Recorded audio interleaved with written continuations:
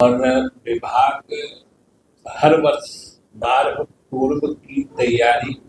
और साथ ही अगर कुछ बाढ़ के दौरान अप्रत्याशित बातें आ जाएं तो उसकी तैयारी करता है। और उसी हिसाब से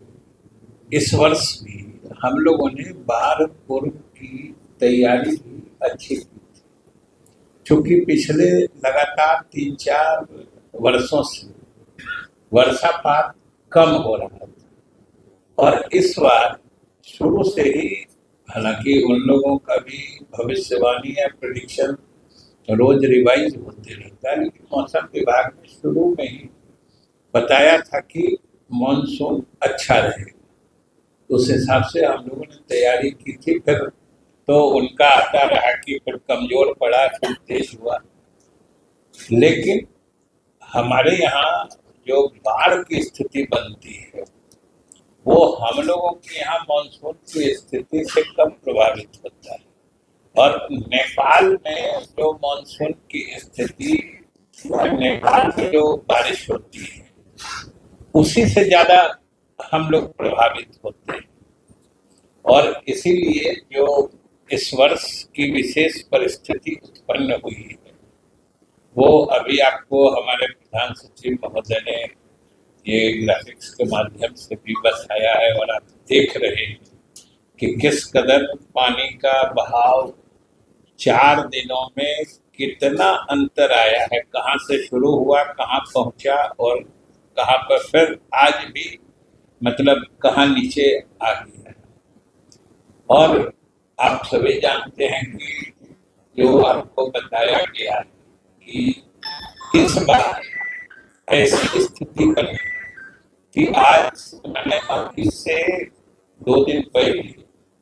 नेपाल में लगातार करीब 60-70 घंटे तक इतनी जबरदस्त बारिश हुई कि हम लोगों को 2-3 दिन पहले से ही इसका कुछ आभास हुआ था और हम लोगों ने विभाग में निर्णय लेकर सारे अधिकारियों को इस परिप्रेक्ष्य में अलर्ट भी कर दिया था। लेकिन जो अनुमान था या नेपाल में भी बारिश की संभावना की जो भविष्यवाणी थी वहां उससे भी अधिक बारिश हुई।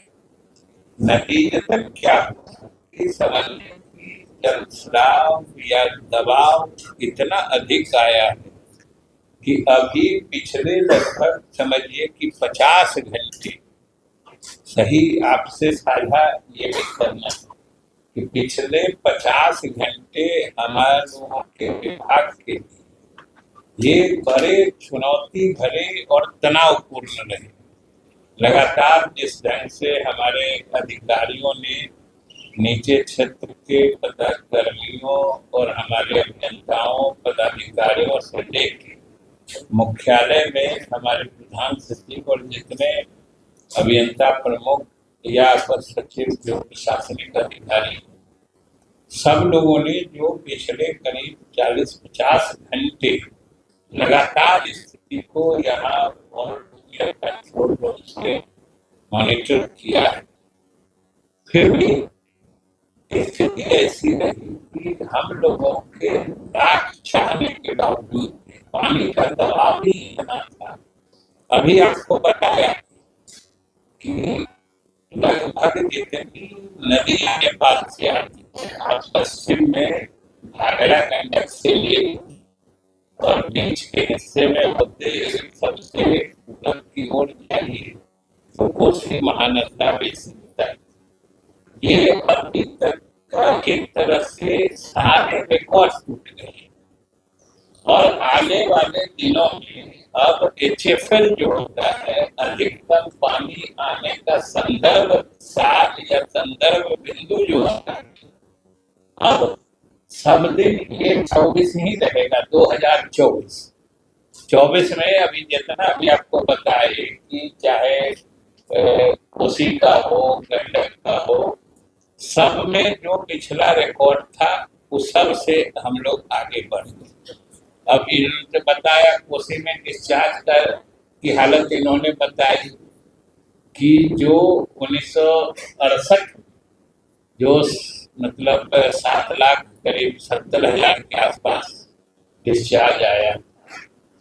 उसके बाद से हालांकि इस बार 666 ही था, लेकिन 1968 के बाद से 666 भी कभी आज तक नहीं पहुंचा।